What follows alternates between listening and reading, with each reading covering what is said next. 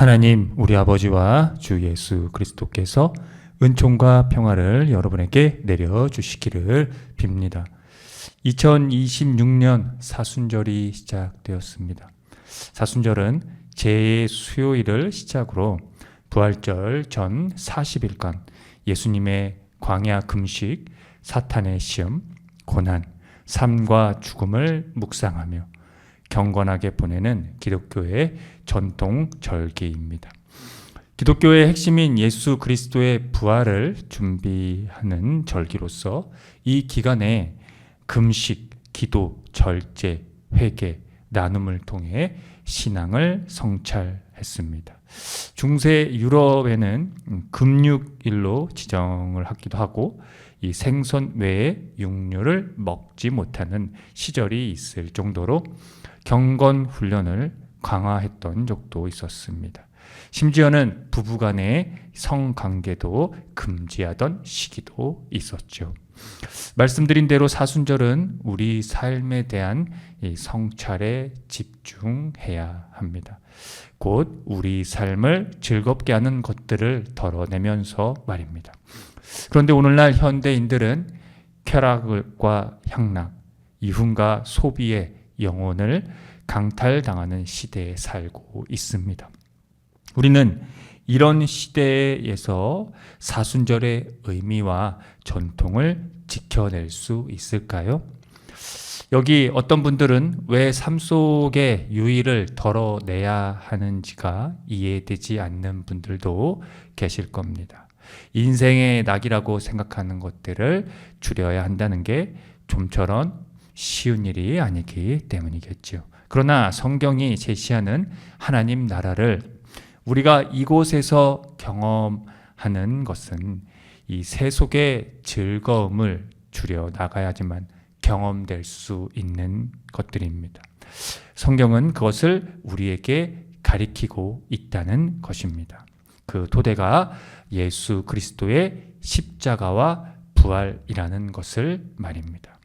그 토대에서 우리가 삶의 실존을 경험하지 못한다면 하나님을 믿는다는 것이, 즉 예수 그리스도를 구원자로 받아들이는 것이 허상이나 소원 성취의 욕구 충족에 불과할지도 모릅니다. 깊이 있게 오늘 그 토대에 집중하면서 잠시나마 성찰하는 시간이 됐으면 좋겠습니다. 오늘 창세기 설교 본문은 에덴 동산의 이야기로 우리를 이끕니다. 이 이야기는 동산 안에서 인간의 존재 목적을 정확히 명시하고 있습니다. 창세기 2장 15절을 읽어보겠습니다. 여호와 하나님이 그 사람을 이끌어 에덴 동산에 두어 그것을 경작하며 지키게 하시고 태초에 인간이 동산을 돌보도록 동산에 옮겨졌습니다. 그것은 그가 봉사하도록 부름을 받았다는 의미입니다. 즉 노동이 원 상태에서 인간의 생활 규정으로 묘사된 것입니다. 그런데 그들에게 금령 하나가 내려집니다. 동산에 있는 모든 나무의 열매는 먹고 싶은 대로 먹되 선과 악을 알게 하는 이 나무의 열매만은 먹어서는 안 된다는 것이 그것이었습니다. 하나님은 큰 자유를 인간에게 허락하는 것으로 시작을 하신 것을 볼 수 있습니다. 이런 자유의 허락에서 하나님의 풍성한 배려가 인식되기도 합니다. 이 금령이 바로 선의의 명령이었다는 사실인 것이죠.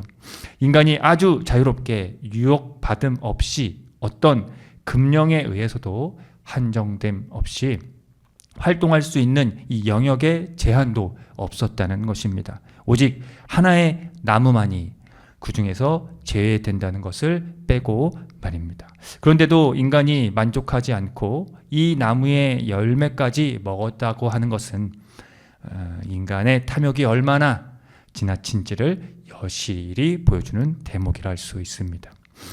창세기 오늘 함께 읽었던 내용에서 알 수 있듯이 뱀이 여자를 꾀할 때 하나님의 말씀이 전혀 진실이 아니라고 하는 것을 우리가 함께 살펴보았습니다.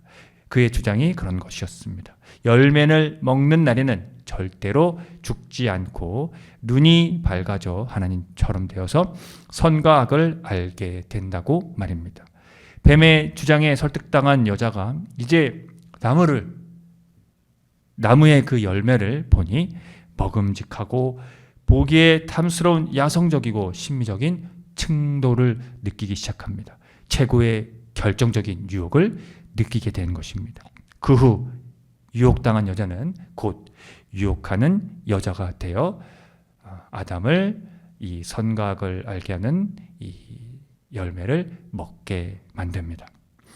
예수께서 성령에 이끌려 광야에서 사탄에게 시험을 받을 때의 일이 오늘 함께 살펴본 마태복음의 본문입니다. 예수께서는 밤낮 40일을 금식하셔서 시장하셨습니다.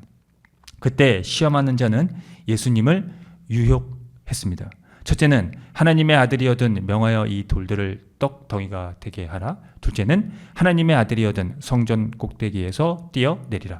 셋째는 높은 산으로 가서 천하 만국과 그 영광을 보여주면서 만일 내게 엎드려 경배하며 이 모든 것을 내게 주리라가 그것이었습니다. 에덴 동산에서 여자가 뱀에게 유혹을 받은 것과 같이 야성적이고 심미적인 충동을 느낄 만한 것들로 가득합니다. 인간에게 가장 취약한 그것을 교묘하게 유혹한 것입니다. 그러나 예수님은 차례대로 사탄에게 이렇게 대응하셨습니다. 첫째는 사람이 떡으로만 살 것이 아니요 하나님의 입으로부터 나오는 모든 말씀으로 살 것이라. 둘째는 주 너의 하나님을 시험하지 말라. 세 번째는 주 너의 하나님께 경배하고 다만 그를 섬기라가 그것입니다. 예수님의 대답은 구약의 신명기에서 나온 내용들입니다. 즉 모든 경건한 유대인들이 날마다 암송하는 이스라엘의 기본적인 고백문이었습니다. 여기서 중요한 것은 이 대답에서 하나님에 관한 문제가 특이하게 제기되었다는 점입니다.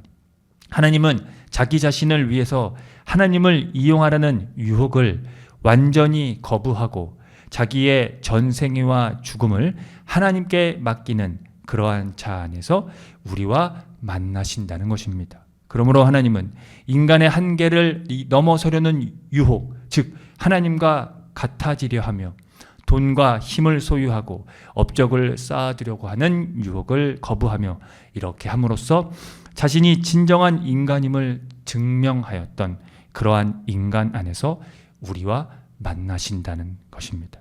그것이 바로 예수 그리스도의 삶과 죽음에서 일어났다는 것이 복음의 실체이자 신약 성경의 주 내용입니다. 끝으로 바울은 오늘 로마서에서 아담과 그리스도를 대조하고 있습니다. 그 대조의 핵심적인 부분을 정리하면 다음과 같습니다. 한 사람의 범죄 행위 때문에 곧 그가 순종하지 않음으로 말미암아 모든 사람이 유죄 판결을 받아 많은 사람이 죄인으로 판정을 받았는데 이제는 한 사람의 의로운 행위 때문에 곧 그의 순종함으로 말미암아 모든 사람이 의롭다고 인정을 받는 판정을 받아서 궁극적인 생명을 얻게 되었다는 것이 그것입니다. 오늘 로마서의 이 설교 본문은 기독교에서 죄론을 설명할 때 창세기의 불순종한 아담 이야기와 함께 거론되는 아주 중요한 내용입니다. 원죄라는 죄에 대한 이 본질을 설명하는 부분이긴 한데요. 바울의 이 죄에 대한 설명보다는 바울은 하나님의 은혜인 칭의에 대해 집중하고 있다는 것을 우리가 주목해야 한다는 점입니다. 그는 논리를 끌고 가기 위해 한 사람에 대해서 집중을 하고 있습니다. 범죄 행위의 한 사람과 의로운 행위의 한 사람이 그것입니다. 여기서 전자는 아담을 가리키고 후자는 예수 그리스도를 가리킵니다.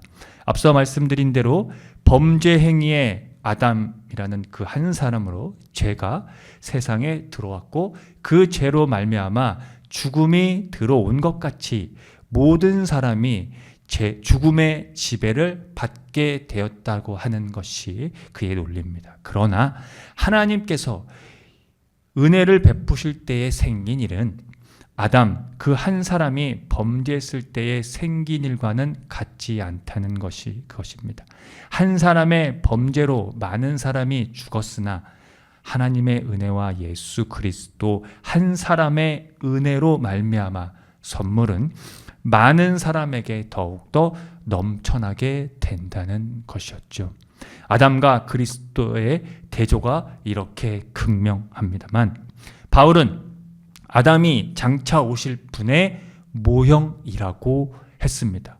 한 사람으로 말미암아 모두가 입게 된다라고 하는 이런 논리와 이런 이론이 같았기 때문입니다. 그러나 그 차이는 비교할 수 없다고 하는 것이 바울의 주장입니다. 로마서 5장 16절을 제가 공동 번역으로 읽어드리겠습니다. 하느님께서 거저 주시는 은총과 아담의 죄는 그 효과에 있어서 서로 비교가 되지 않습니다. 아담의 경우에는 그 한 사람 때문에 모든 사람이 유죄 판결의 심판을 받게 되었지만 은총의 경우에는 죄 지은 많은 사람이 은총을 거저 입어 무죄 판결을 받았습니다. 여기서 유죄 판결과 무죄 판결이 바로 친의론의 결론이라고 할 수 있습니다.